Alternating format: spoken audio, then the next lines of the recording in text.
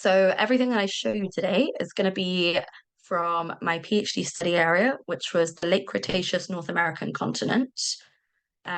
So in case you're not familiar, so in the late Cretaceous, so this is around from about 120 million years ago to 66 million years ago, North America, so which we have here, North America was host to an epicontinental seaway called the Western Interior Seaway. And this seaway effectively split North America into two major land masses. So we have Laramidia over here, and then we have Appalachia over here. So this is just a paleogeographic reconstruction showing these land masses, and the black lines show the modern North American continent outlined.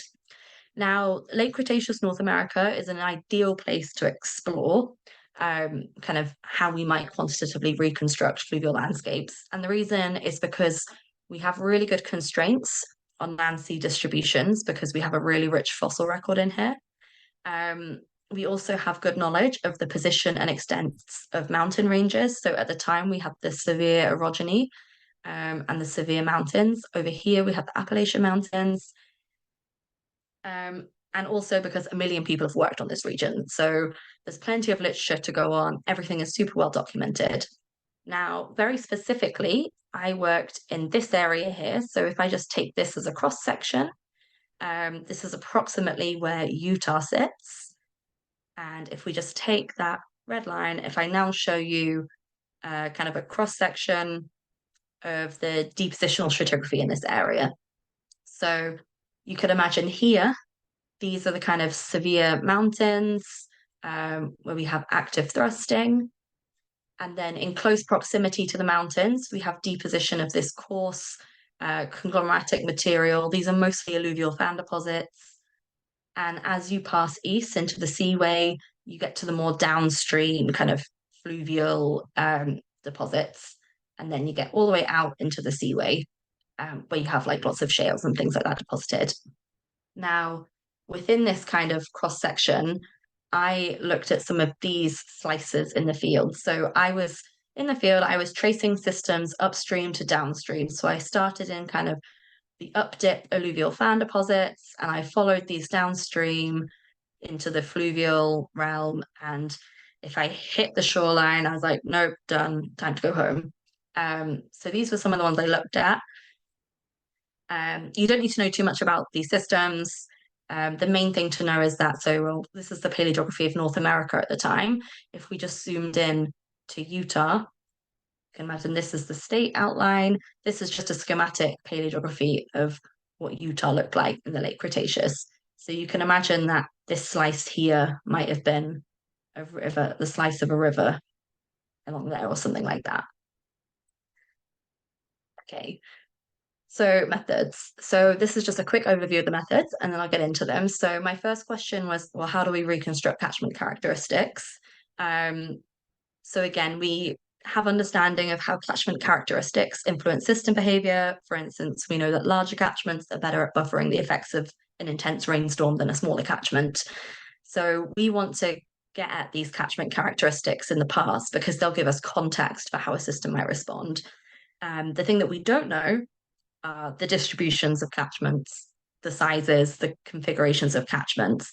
Those are things that we don't know. So during my PhD, I leveraged access to paleogeographies that had been digitized as paleodigital elevation models to reconstruct catchment characteristics. And I also leveraged paleoclimate model outputs to kind of probe that.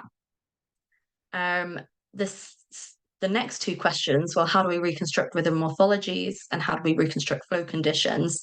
So the thing that we already know is, well, we have good understanding of how flow and sediment transport works. And we have a lot of models to describe flow and sediment transport in modern rivers, and especially on short time scales. The thing that we don't know is how to apply these models to the stratigraphic record. To do this, we need really good and extensive data, and we need to know what these data represent. We've been kind of, over the last decade, this has been really being pushed forwards. The idea that we might use field observations of things like grain size, cross-set geometries, maybe channel body thicknesses, etc. We might use these to inform what the channel geometries were like at the time. And when we have those geometries, we can start to predict things like flow and sediment transport. But this is still very tricky because sometimes we just don't know what's preserved in the rock record. To get into a little bit more detail about this, so just jumping back to the catchment characteristics. So this was the first chapter of my PhD. So in this chapter, so basically I took high resolution paleogeographies that had been digitized as paleodigital elevation models, and I used these to try and predict paleo drainage in the late Cretaceous North American continent. And as we already have a really good understanding of late Cretaceous North American paleo drainage, this was a good exercise to predict the drainage and then compare it with actual observations. So with these paleo digital elevation models, I'll call them paleo DEMs, I basically just used flow routing algorithms in geographic information systems software such as ArcGIS to establish where flow was being directed to and where flow was being accumulated. And you can see a very simple example of this here. So basically where you can see the prominent blue, that's where flow is being accumulated. So on this kind of eastern landmass, this Appalachian landmass, we have these really big drainages. You can't see here, but on the western side, on the western landmass, Laramidia, we have a lot of these small drainages draining the Sevier into the seaway. So the take home here is that on this active margin here, we have a lot of short, steep catchments, and on the stable continental craton, we have these much larger catchments. And this has generally all been supported by detrital zircon evidence. So now that we have an idea, now that we have an idea of the kind of where rivers were, how big they were, what the catchment areas were that they were draining, we can begin to explore catchment climates. And I did this using paleoclimate model outputs. So paleoclimate models are increasingly available and they're increasingly accessible, but we don't really ever use them to explore past surface processes. So that's something that I wanted to kind of have a go at. So many research communities are using these, but sedimentologists aren't. So I basically took estimates of where paleo catchments were, and then I just used zonal statistic functions to estimate what the catchment average climate variables were. So as an example, so the climate model, if you're interested in it, you can ask me more. The climate model that I used the outputs of was HADCM3L. So this is a model that's regularly used to model paleoclimate because it's quick and it's low resolution enough. You can spin it up and run it over thousands of simulated years.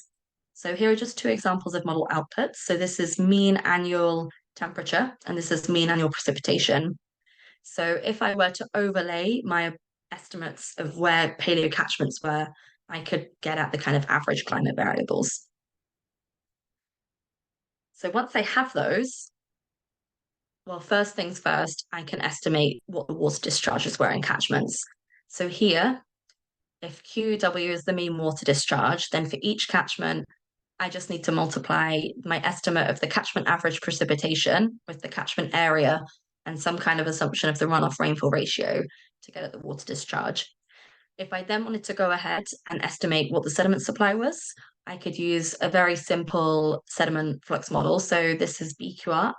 It's a suspended sediment flux model that was developed by Svitsky and Milliman in 2007. And it just gives you first order approximations of what the suspended sediment flux was. So if we take that, we can start to produce maps of what sediment supply was like in the late Cretaceous North American continent. So here, so I showed you earlier my nice little drainages of North American rivers at the time. Now, if I were to actually delineate the catchments, this is what it looks like. It's a little bit ugly, but you don't need to look at the details. But remember, we don't need anything to be exact or accurate. We're trying to make first order approximations. So the main thing that's important to us is the size and kind of configuration of catchments. So on this landmass, we have a lot of these short, steep catchments, and that's exactly what we produced with the DEM. And then over on this landmass, we had a lot of these larger, low-sloping catchments, and that's what we have here as well. So the thing that we were interested in is, well, if we use a very simple method to estimate sediment supply, what is the spatial distribution of sediment supply. And what we found is kind of the sediment supply on the western margin of the Western Interior Seaway was 4 times greater than it was on the eastern margin. We can also take these estimates and invert them for the kind of catchment erosion rate. So basically, the darker the blue, the higher the catchment average erosion rate is. Of course, this is exactly as we expect. This is our active margin. We have the uplifting severe orogenic belt. So this is where erosion rates are the highest. And you can imagine that within a catchment, there's also that disparity. Most of the erosion is going to be happening in the source region as opposed to downstream. So that was kind of the first chapter of my PhD. And then I got into kind of reconstructing river morphologies and morphodynamics and flow conditions, etc., etc. And the main reason that I started doing this was because, well, I'd made some estimates of what water discharges and sediment supply was in the late Cretaceous North American continent. And I then wanted to try and ground truth those estimates. I wanted to go out in the field and collect data, reconstruct water discharges and sediment fluxes, and see if I could validate the predictions that I'd made using the paleo DEMs. So from fluvial strata, we can extract a whole range of measurements. So and these measurements span different scales of observation. So we might make measurements at the channel belt scale. So we might have an entire cliff section, and we might be measuring kind of the widths and thicknesses of channel bodies. And we can make observations at bar form scales. So we might look at a point bar deposit, for example, in fluvial stratigraphy and measure its height. We can also make observations at the bed form scale, so cross bedding, things like that. And we can also make observation at the grain scale, so grain size, grain lithology, etc. Now, in modern systems, we have good understanding of flow and sediment transport. So if we know what the width and the depth of a modern river is, and we know the grain size of the bed, we can estimate the shear stress that would have been required to move those grains and the kinds of slopes that the river would have had.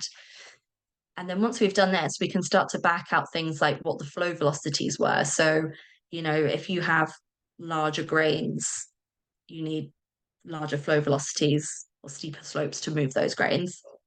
So there's a lot that we can do. Now, when we're doing this in the rock record, we need to have the data to do that. So something that's very easy to extract from fluvial stratigraphy are things like grain size and measurements of features such as cross-bedding and bar deposits. So I'm going to show you some of those things now.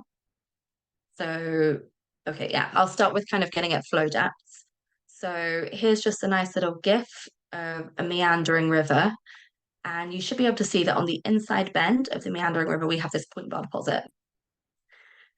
And you can see them on each bend. So when we're looking at channel deposits in the rock record, we're not looking at the actual channel. We're looking at the record of how that channel moved in space and time. So we're looking at basically point bar deposits, or if it's a braided river, maybe mid-channel bar deposits. And this is really handy because point bars, effectively, if you have a fully preserved point bar, that is basically giving you insight into what the flow depth of the river is. So just as an example down here, hopefully you can see these sloping surfaces here. This is an example of a point bar deposit, a little point bar deposit. So here we have these sloping surfaces and this kind of rollover at the top. And basically, well, this is the interpretation, but where you see that in fluvial stratigraphy, that is going to give you, the height of that gives you a direct proxy for flow depths. That's a very nice example of what a bar should look like, but that isn't always the case. So just to show you, so here's an example. This is from the Castlegate sandstone. It's just a lot of amalgamated sand. But if you get your eye in here, I don't know if you can see these sloping surfaces in here. I think the thing you might be able to see is a bit of rollover there, and it kind of pinches and it kind of comes down like that. Down here, you can't see any of these nice sloping surfaces, but what you can do is you can start to delineate different packages. If I just overlay some interpretation, so I showed you this one, this is what bar might look like, and then this is probably also another bar. Down here, these are also bars. So if we measure the heights of these, that's going to give us insight into what the flow depth is.